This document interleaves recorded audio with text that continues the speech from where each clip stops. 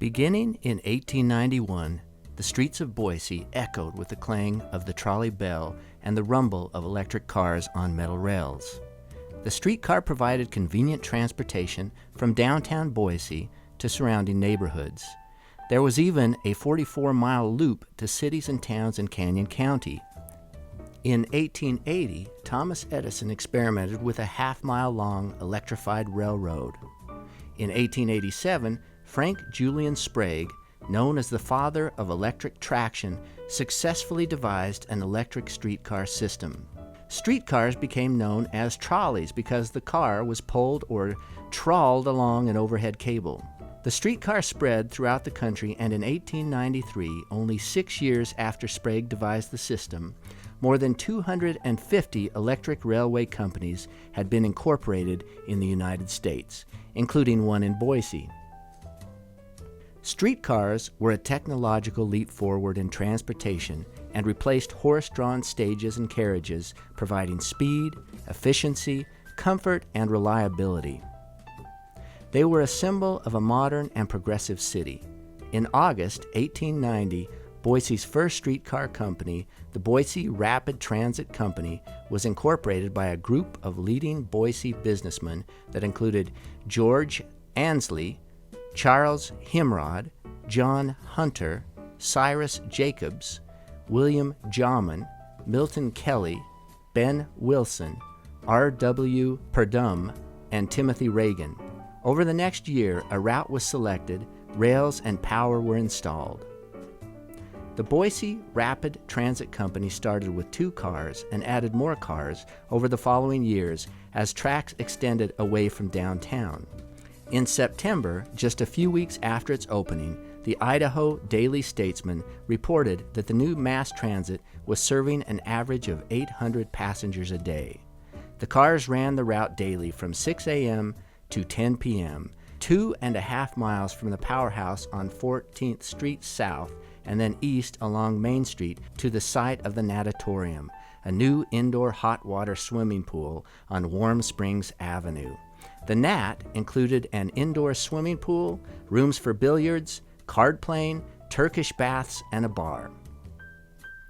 A local reporter provided an account of riding the trolley.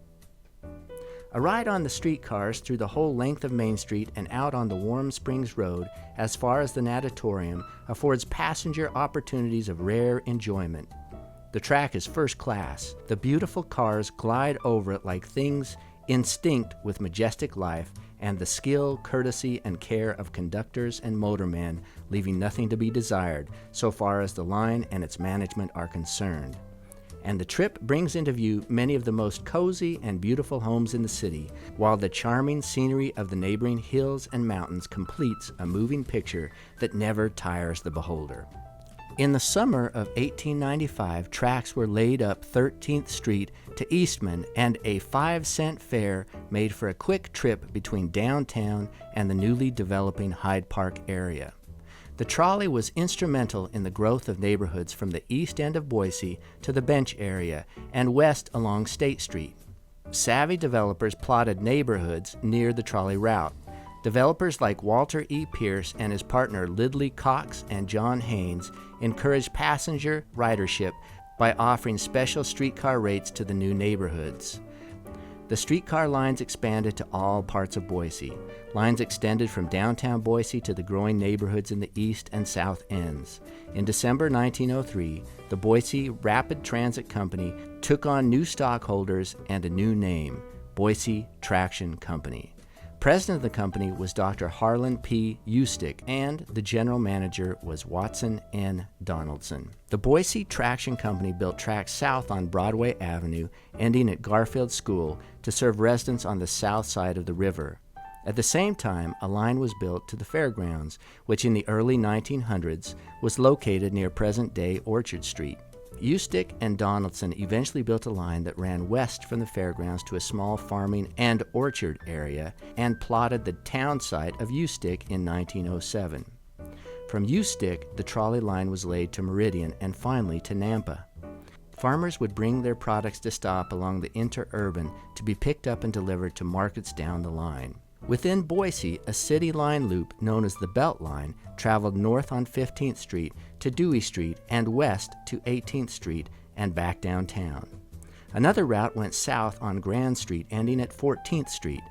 Then, in 1907, developer Walter Pierce incorporated the Boise Interurban and Railroad Company. Eventually, the Idaho Traction Company formed from the consolidation of several trolley companies, aimed to connect towns in the Boise Valley on both sides of the river, and eventually created a loop linking the communities. Looping the loop became a favorite Sunday pastime for all Valley residents. For $1, passengers could spend the afternoon riding the cars and circling the valley. Amusement parks built along the line were destinations for hundreds of passengers. Walter Pierce purchased a 126-acre farm from James E. Archer in 1906. The land was set aside for an amusement park and named for its creator. The park opened in 1907 with few amenities, but by the following year boasted Lake Elmore, a man-made pond with boats delivered from Salt Lake, a dance pavilion and a bandstand, and horseback riding. Although none of the buildings remain that were associated with the park, Lake Elmore still remains as a water hazard on Plantation Golf Course. The 1920s was an exciting time for aviation and airplanes. The trolley companies joined in and offered special rates to airplane shows or aviation meets that took place in the fairgrounds. Summer concerts and other events were advertised by the trolley companies, all with special rates to attract riders. The natatorium was still a major attraction, attracting visitors from Nampa and Caldwell too. White City Park, an amusement park, was built next to the natatorium in 1910. The park had a scenic railway, a joy wheel, a fun factory, pavilion, and skating rink, along with a miniature railway, a lake for boating in the summer and skating in the winter, an ostrich farm, and other attractions. Passengers taking the trolley for social activities and recreation provided a major financial support for the companies. Eventually, electric tracks spread out through the city, even providing transport from the bench above the city. A line was built to Morris Hill Cemetery from downtown Boise, and in 1913, the bench line called the Hillcrest Loop was built. The local newspaper reported that the opening of the Hillcrest Loop was the most important accomplishment for the Idaho Traction Company that year. Real estate firms advertised the convenience of the streetcar line within blocks of a property. The electric railway was a boon to neighborhood residents, providing a convenient link from rural areas outside Boise to the city. Unfortunately, the Hillcrest line was discontinued in the 1920s. The trolley made for convenient travel around Boise and also provided employment. Motormen, conductors, brakemen, electric linemen, and mechanics were all put to work. Numerous buildings were constructed to support the trolley. There were car barns at the end of Warm Springs Avenue, Rossi Street, and State Street. Trolley maintenance was important and necessary to keep them in safe operating order. A heavy wind or snowstorm could knock out the power, leaving passengers to walk home. Passengers were known to fall off the back of the trolley as the car rounded a turn. A ride on the trolley could be an adventure. The oak and brass cars looked stylish, but the canes, seats, and benches were uncomfortable, and the ride was bumpy as the tracks were not level. The cars were noisy as sparks and loud cracks came from above the cars, where the cables and arms conducting electricity to power the trolleys crackled and popped. Nevertheless, the trolley was popular. Railroad tracks and trolley tracks lined Front Street from 27th Street to Broadway. The Boise and Interurban built a freight building at Front and 13th where freight was transferred to rail cars. Small waiting stations or passenger shelters were placed at locations around Boise. Today, street names like Collister, Duncan, or Saxton are reminders of the early stations. World War I helped spur the passengers and freight service, but in 1924, the streetcar companies in Boise were feeling the effects of the increased use of automobiles. As roads improved and car ownership spread, streetcar companies lost passengers in a nationwide trend. As fewer people rode the cars, maintenance on the tracks and the equipment was cut back. Schedules were shortened, and one by one the trolley lines were abandoned. The loss of service was difficult on those who depended on the trolley. When the line between Vista and South Boise was abandoned in 1923 because it lost money, the east side of the neighborhood was cut off from the west side. Then, in September 1926, service on the remainder of the Hillcrest Loop was discontinued. In time, bus service took over on some parts of the former trolley lines, but the loss of streetcar service affected many people in the area. The final streetcar run in Boise was on May 18, 1928.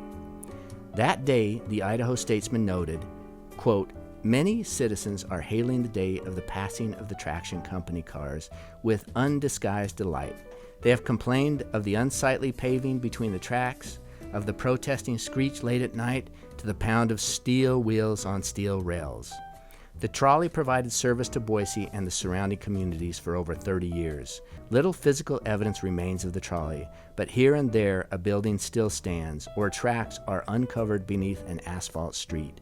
And people talk again about a lost transportation, although only a handful remain who can still remember the fun of looping the loop.